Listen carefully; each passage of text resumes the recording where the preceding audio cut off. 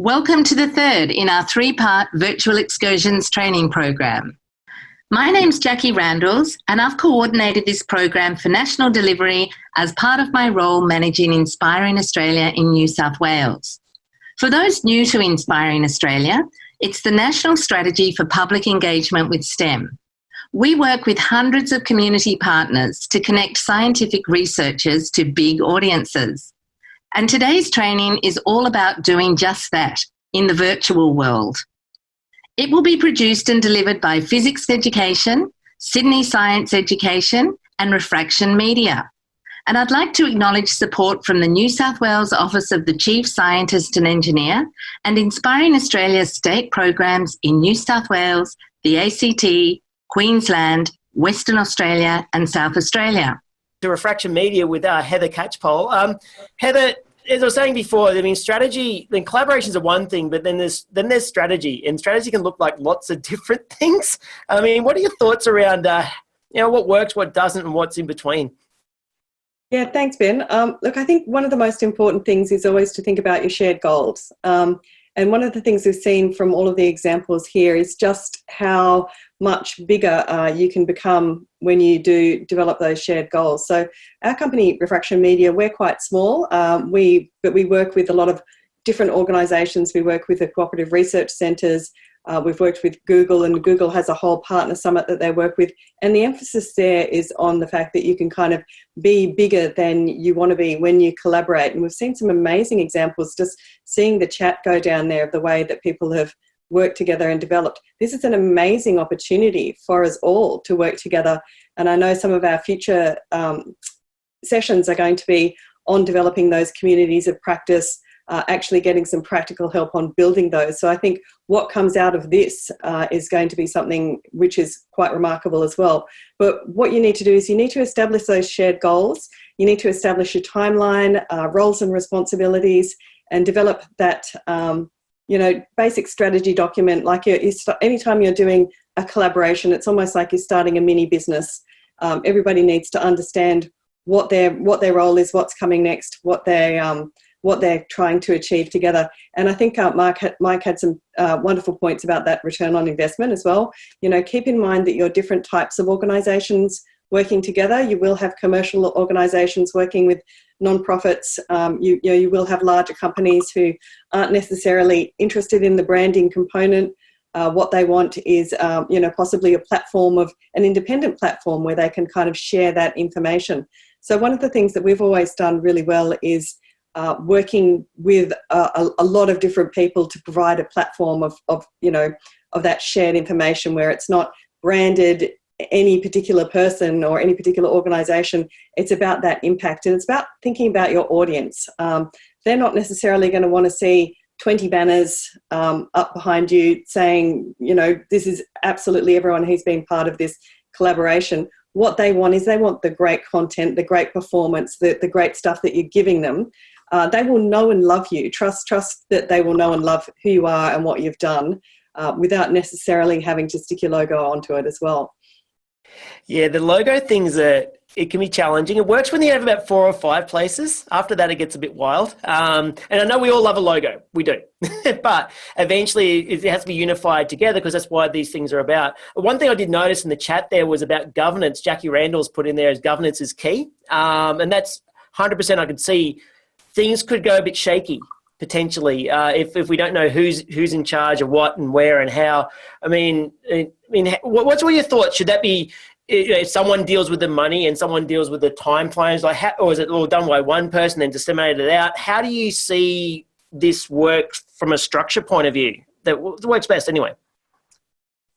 Yeah, I think again, Ben, it's about having the right people in place and understanding that, having that trust. I think Jackie also mentioned having trust in the people that you're working with, but having the right people in place. So, if you begin the partnership with the CEO, they're going to put their events person in place. That events person is going to need to be kept into the loop. Maybe their marketing communications person needs to be kept into the loop. But it's about having those roles and structures built into place, and also understanding that, some people have different ways to do things, and they might have different systems in place. So we had a wonderful collaboration earlier this year just right before COVID struck. So we're really happy to be able to run a physical event at Te Papa Museum in Wellington.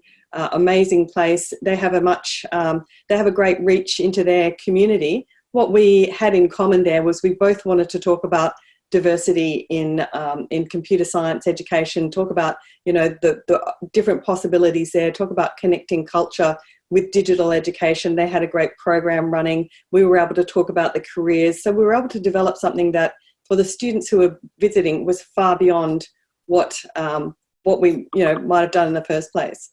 One thing you just mentioned there was the passing to the events person who passes to the marketing person, da. Now, I'm very keenly aware of all the people in the room, and not all of us are from large organizations. Some of us are from much smaller, and as a whole, small organizations can be agile just by the nature of there's less decision makers. I mean, have you been in projects before where you need a thing signed off next week, but the person's on leave or whatever? I mean, how do you handle multiple organizations of different sizes in different timelines, all trying to get together on one goal? Yeah, that's so true. And, for smaller organizations like ours, Ben, we're used to being everybody, right? And I think that startups have a tendency to just go and jump in and be everybody because they're like, right, that's how you get things done. But sometimes you do have to, go through that administration and bureaucracy that's involved with setting up particularly big, impactful events like that. And I think, just don't be afraid to push back. If you are a smaller organization, just say, great, I'm so glad you want to partner with me. Next Tuesday, please get your events team to throw me your run sheet and I'll just check everything's okay. So just be aware of the kind of different documentation that you might need, but also don't be afraid to throw back to the people who have salaries and capacity to make that happen. Absolutely. Now, just wondering, Jackie, are there any questions? I believe I can see a few red dots turning up in the questions. Are there anyone there for Heather at all? Yes, there is. Morgan asked, do you have any suggestions for upholding partnerships made during this time once this is all over? Are there any do's and don'ts when trying to create a new partnership? Yeah, look, for those of you who've worked overseas, Australia is very different in the way that we undertake partnerships. We undertake partnerships in a bit of a matey kind of way, I think, not necessarily with formal structures in place and with a sense of, she'll be right, we'll develop this, we're going to work together, it's going to be great. I actually was on the phone to someone from Boston who was looking at, how she starts up the part, and she's like, I want contracts, I want engagement. So I think, one, be aware that we do things in a different way. It's such a small community here in Australia. We almost everybody knows everybody else. So we're kind of confident in working together. What I find works best is to, right at the beginning of the project, just what I call the reverse brief all of the participants.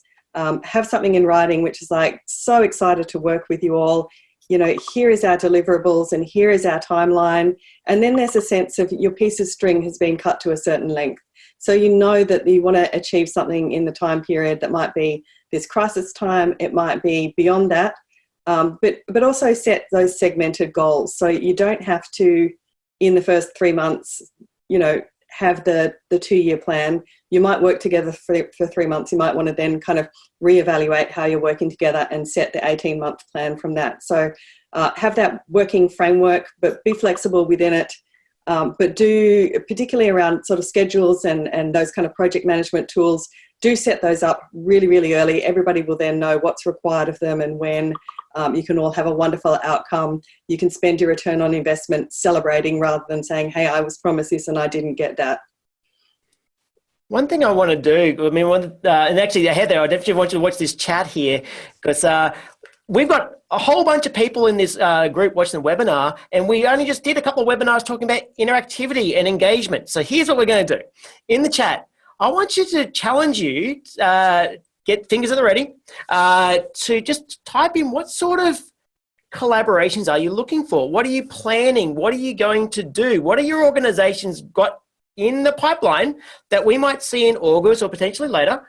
What have you got in mind? Because I'd love to actually sort of pick these out a little bit. We can have a bit of a chat about these as we come up. And just go ahead. I know there's going to be a bit of silence while people actually type what it is they're going to do, because again, it's on the fly without any warning. I guess that, Heather. Just going to jump in on that, Ben, and I love this idea, what you're planning, but also maybe, what you can bring as well, what you think that you could contribute to a partnership. As I say, I love to see citizen science and science festivals. There's going to be some really amazing outcomes from this.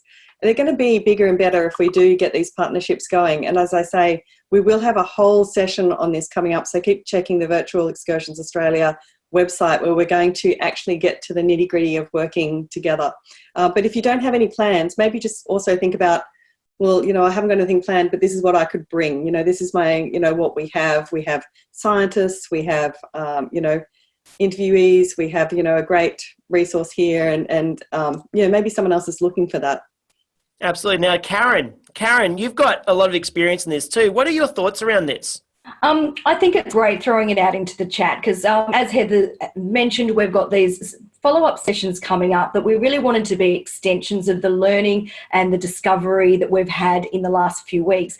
And for us, we're really looking at the idea that we can start creating those networks, and the networks that can partnerships can come out of, but you guys can start the conversation. And we wanted to make it more meaningful by, instead of just having everyone, that we can actually try to cluster people together in sort of areas, whether it is, actually a whole group of people, doesn't matter the topic, but I want to do live streams, or actually I really want to do it in more topic based, that actually I just really want to focus on how we do citizen science programs online, depending on what the platform is. So this information is going to be really useful for us when we look at how we're going to make registration work for these follow-up sessions. So put all your ideas out there, and it's going to be a very difficult job trying to collate these into meaningful groups, but it's going to be a really exciting opportunity for us all to continue the conversation. The great thing about training opportunities like this is to learn the information and to get started, but there's nothing worse than it just ending. So it's really great that we've got these, these extension programs happening to really keep these partnerships developing. So that's going to be really exciting. And we're seeing everything come through the chats now. Karen, we have actually, while you were letting us know about that just now, created a poll so that people could vote, and we can see what proportion of our participants are interested in. Would you like me to launch that now? That would be excellent. And again, another great way that we've got our back channel that we're discussing about this as well. And now we've got our moderators have been able to create it. So poll away, everyone. So this poll is a multiple choice poll, which means you can actually select multiple items before hitting submit.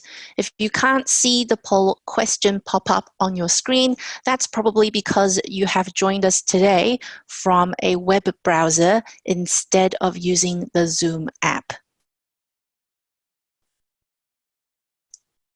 I must say, because it's like watching an equalizer move, and I can see it's actually like a horse race. I can see the one that might win getting close. We got another 50 people to answer. Can you read out the options? So I can read here. I can see festivals. I can see community forums. I can see citizen science programs. I can see small live interactive programs and live streaming events. So repeating: festivals, community forums, citizen science programs, small live interactive programs, live streaming events. And I might even see, I wonder if I can do this. I haven't done that. No, I can't. I was hoping I could actually highlight the poll. I've never tried that before. Do a copy and paste and dump into the chat. Turns out you can't. And panelists can't vote. So I've got Mike and myself are itching to vote for our selections as well. And we're unable to, but we'll just have to add that into the chat. And if there's something that's not on the poll that you do really feel would be a great networking opportunity or a partnership building opportunity, throw it in the chat, and it can really help form our decisions of how the next sessions look. Can I just add, I mean, I'm sort of harkening back to the video you guys had to sit through from my end a little while ago. You'll notice that almost surprising diverse people could be involved in a unified science club. Really think about, do you really just need to be pure science, or could poets add to your program, as per what Sam Illingworth talked about recently? from UWA. How can we interact with publications, or what is it that you could do that's outside the norm? Honestly, this could be the year that you try something that you wouldn't normally try, because I think people are more forgiving. Karen, go ahead.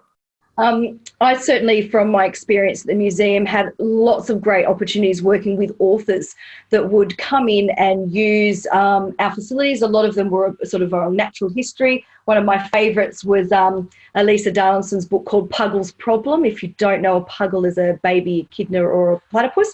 And so we were able to have taxidermy platypus and taxidermy echidnas, unfortunately not live ones, in the space while she was reading her story. So we're able to create that next level engagement by having the real but not alive animals with us. So there's some really lovely things to think outside the square. We've done a lot of art workshops over the years as well when I was at the museum. So just because it may not be exactly what you would usually do, it doesn't mean it won't work. So, yeah, developing some partnerships with people that you aren't expecting can really come out with some amazingly creative and engaging programs. Absolutely. It's a bit of fun. Honestly, eventually it should be fun. I know this is our job. This is what we're trying to do. But this can be a digital playground, at least for a little while. It's something interesting to create. And I just kind of wonder, I'm going to just throw this into the chat. I'm not throwing it. You might throw it, whoever's going to type. Who's thinking of, this is a STEM organisation, but who's thinking of going broadly, involving artists, cultural organisations, galleries? I saw a whole bunch of stuff there. But I was just curious to see from the putting the A into it a little bit, the arts and things. I'm just curious. And maybe it might be appropriate for your organisation. It might be. Oh, look at that. So Jordan Bailey says we have got 3 artists lined up for year of Plant Health. That's fantastic. And in a Zoom meeting as opposed to a webinar, would actually throw it in and go, right, tell us about it. That's awesome. Jackie, you got questions there? Claire has an excellent suggestion. Would it be possible to throw out to the crowd to nominate a partnership they experienced that was awesome, either within the partnership or as a participant or audience member?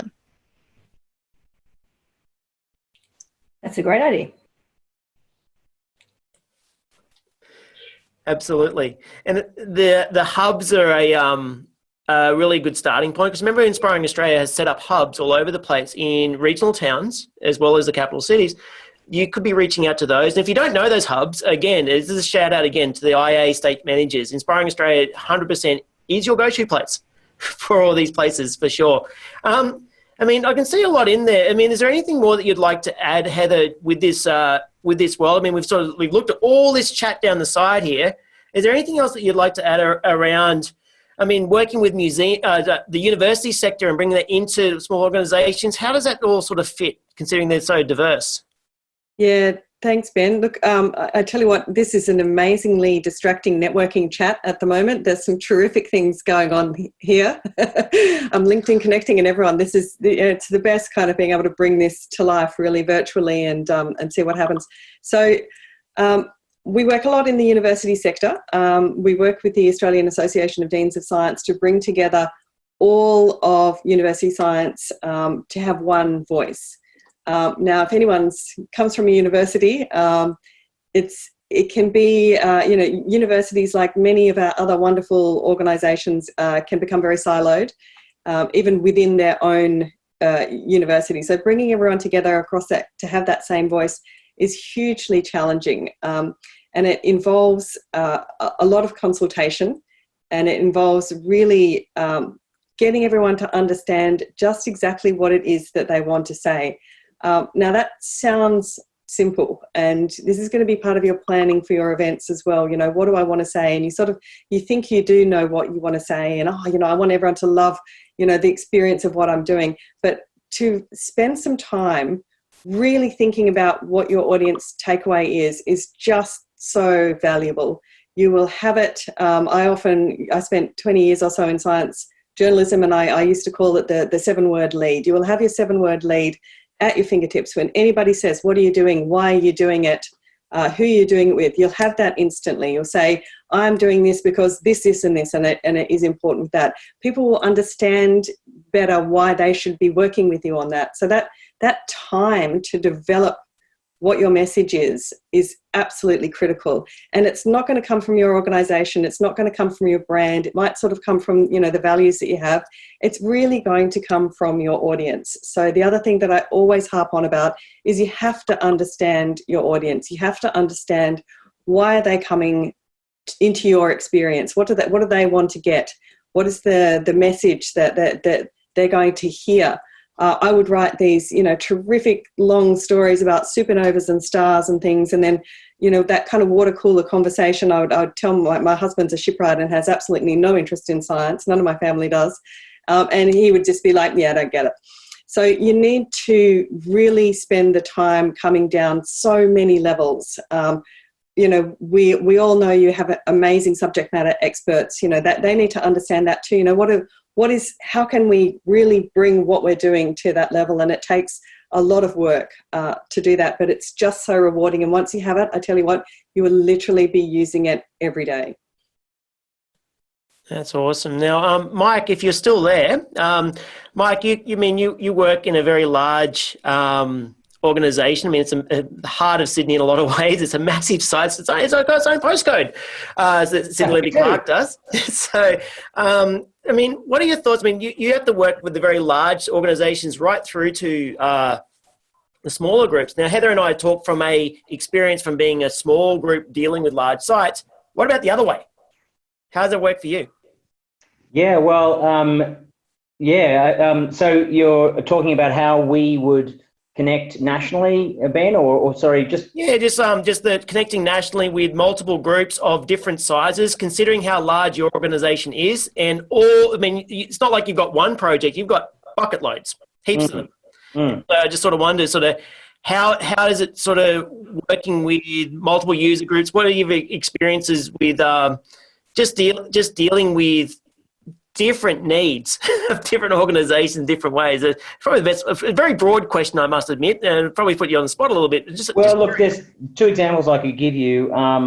One would be, the fact is we're a state government agency that has a place responsibility that is around that postcode 2127, really. And yet, if we were to be insular and only deal with that world, then no one would want to partner with us, because it's a much greater world in which we live. So we do partnering with the likes of, I saw Heather McDonald in the background there, reach out to Heather around some connections, Heather from Education Partnerships with the AOC. AOC is a national group, of course, and yet we're Olympic Park. So we've got this really obvious connection, and yet we've got a state or even a local focus, whereas someone like Heather has a national a focus with athletes all around the country. So I guess going back to our original points, understanding what expectations of reach there may be, and also in a technical sense, it's understanding what sort of systems are used by the groups that we're, like for instance, the Queensland education system are using different platforms than we might want to be using here. Also, in Heather's case, you've got athletes that are dealing with primary schools, athletes in New South Wales that are dealing with secondary schools, and so the way that they roll out their programs can be very diverse.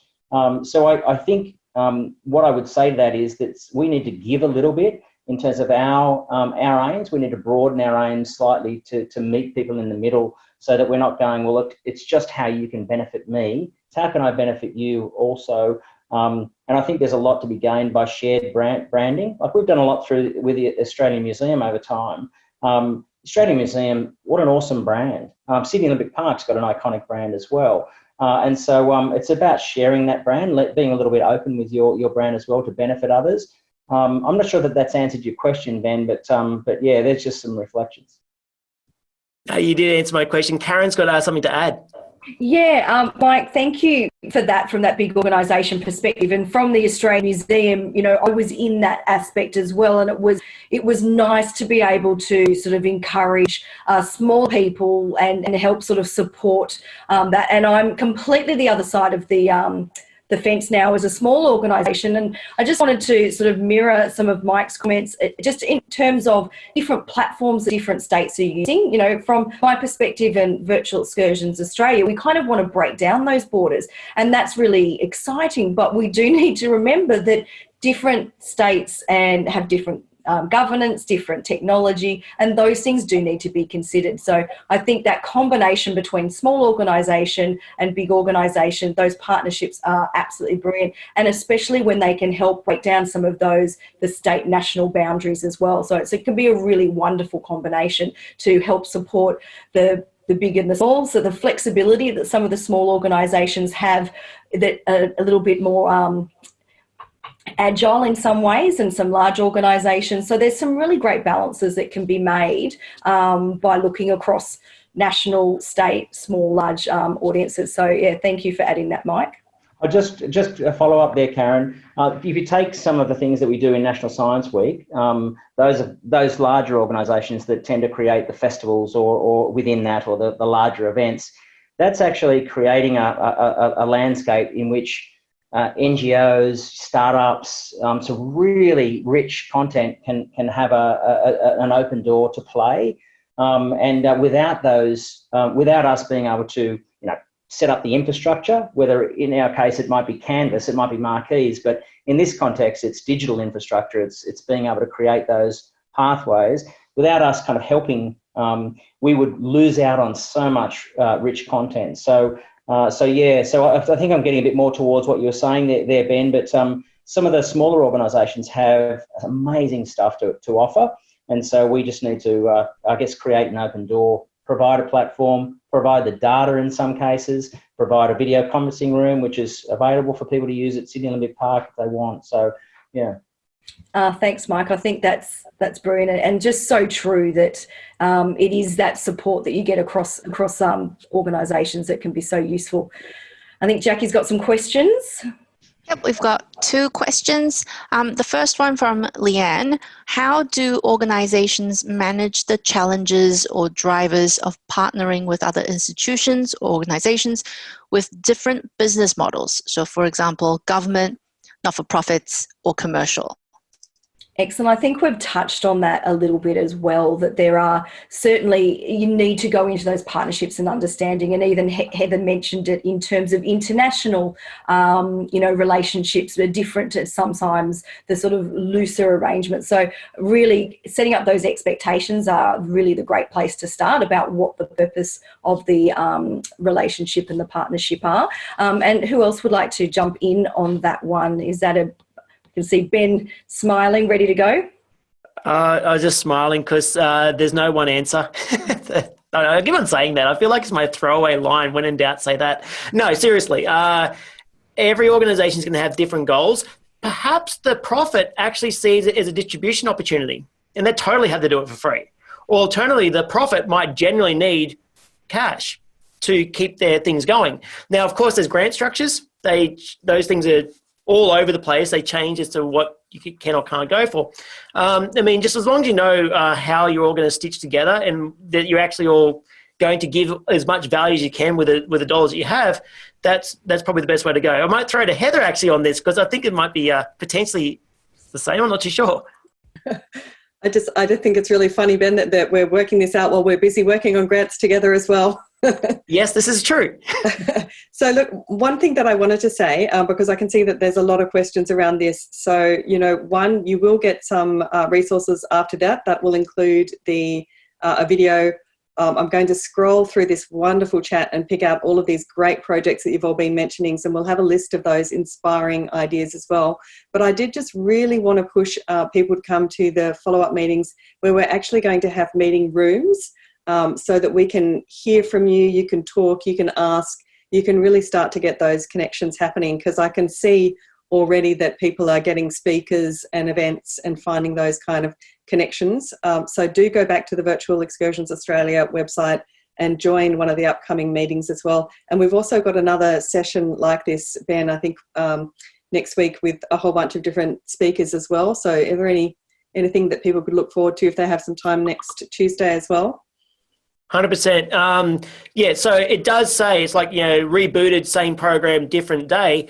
However, as those people have been in these sessions before, the Q&A changes depending on what comes up. Therefore, the sessions are effectively different every time.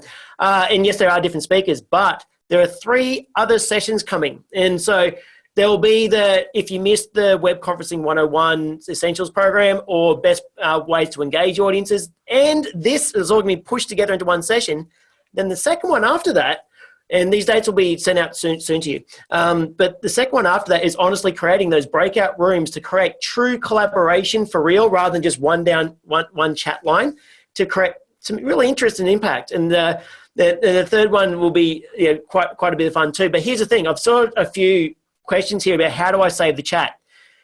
Okay, it's going to be different depending on what device you're on.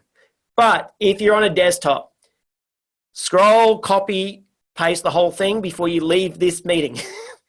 It's in public forum. So if you put your email out there, we're assuming that it's okay to be shared. So it isn't a public thing. So, but we won't be publicly putting this into the website of Virtual Excursions Australia in case you're wondering. But right now we're all in a shared private space. And so get that chat and then you can connect really, really widely from there. Is there anything to add, Karen, that you'd like to about those upcoming 3 bonus sessions at all? Absolutely. So it's going to be a really fun opportunity. One, if you want to either get a bit of a refresh and didn't want to sit through the full webinars again. And we're going to be setting up, we're still working out the technology behind it, some practice sessions. So if you are really starting out and you want to practice your presenting skills, we're going to have little time slots where you can do a bit of a 5-minute presentation and have a couple of members of our team just having a discussion and giving you some feedback. So that will be one of the last sessions coming up. And as we mentioned, we'll supply hopefully we'll have it all sorted out in the next few hours actually, and we'll be able to get that out to everyone. So good if you know someone that missed out and wants to sort of have a little bit of a summary session, a great opportunity that we'll use the poll and the information in the chat to create. We don't know whether it's 3 or 4, half a dozen separate network rooms that we'll be able to use, and an opportunity to have a bit of a practice session. So three separate dates coming up, and really to create that extension of learning of what we've covered over the last couple of weeks already. Absolutely. And Jackie Randall's, and I'll go to you soon, Jackie, soon. Jackie did actually, Randall's from Inspiring Australia, does want to just let you know that this entire series, this webinar series, was so you could all work together, collaborate. This is the time to do this. This is a great forum to do it. And if for some reason that you may not be able to talk in the interim, Virtual Excursions Australia exists and has existed for many years to do exactly that too. So that's definitely the case. Hey, Jackie, Cal, we had another question come through. Yes, and this one is for Karen, if that's all right. Paul asked earlier in the session, and this one's about hardware. VEA says you need to have a H323 video conferencing equipment. With the changes over the last few months, is there more chance to be involved as a content provider without this equipment? Absolutely. So Virtual Excursions Australia doesn't necessarily require any particular hardware or software. A lot of the original network, we were doing things through schools and they were using H323 video conferencing hardware. So a lot of the information we had at the time was about how you are able to do that. We started then transitioning over to looking at the web-based platforms, which of course is what we're all using now. So really, it's the platforms are not the key. It's looking at the content and trying to create those events and those partnerships as we move forward, and sharing our, that community of practice, sharing our information to make sure that everyone, if anyone in the network has knowledge, we can pass that on to other people. So don't worry if you don't have H323 equipment. That is not necessary to be involved in Virtual Excursions Australia and be part of the network group. Thanks. Absolutely. Thank you very much, Karen. I think there was a question that came in a little bit late for Tori. If Tori is still there to answer a question from Hello. Natalie. Hi, Tori. Natalie asked, does your website come down after your program has finished, or is it continue to be viewable? Do you have an archiving process for your program? That's a really good question, and something we're still working through at the moment. Sorry, it's a bit of a cop-out answer. I think in its entirety, it'll be up for the month. But we also don't want to just take down all of that wonderful content that everyone's put so much time into. So we're currently figuring that out, but as its entirety, it'll just be for the month. But we don't just want to hide away all of that amazing content that's up there. So keep your fingers crossed and we'll see how we go with that one. But it's a great idea to involve some sort of an archiving process so we can see what's been up there and gives us something to look back on next year. So yeah, thank you for that. It's a great idea. Thank you so much, Tori. I'm going to pass the torch back to Ben and Karen now for our wrap-up. Sure, no worries. Now, by the way, collaboration does extend quite wildly. Now, someone who I've collaborated for many years with actually is even helping now. She can't help herself. Holly Kershaw from University of Sydney. Yes, Control+A will sort out your copy and chat in a copy of the chat. I can tell you now her IT skills are off the chart compared to mine. So do that if you've not done the control of the chat. But look, thank you very much for attending this session. And again, this will be coming up next week on the 26th, I believe, off the top of my head. And at 1 o'clock Eastern Standard Time in Australia. And we will have different panelists, but we're really looking forward to it. Karen, is there anything you want to add before we close up?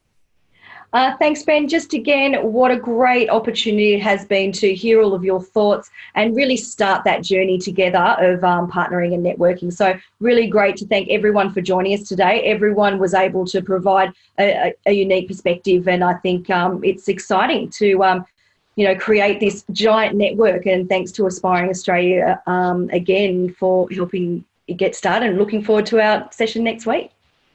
Much appreciated. So finally, thank you again to Mike Bartlett from Sydney Olympic Park Authority. Thank you very much to Tori Tasker from the Australian Museum. Thank you to Heather Catchpole from Refraction Media. Thank you to Karen Player from Sydney Science Education. To the wonderful team of Fizzics Education, thank you for supporting us again for the moderation, Jackie Cow and Stephanie Ruiz. Much appreciated. And look, we really look forward again to catch you again. I'm Ben Newsom, and I feel like I'm signing off for a night show. But anyway, take it. All the best. See you later. Thank you for joining us for the Virtual Excursions training, supported by Inspiring Australia. You can find more information and top tips on the Virtual Excursions Australia website.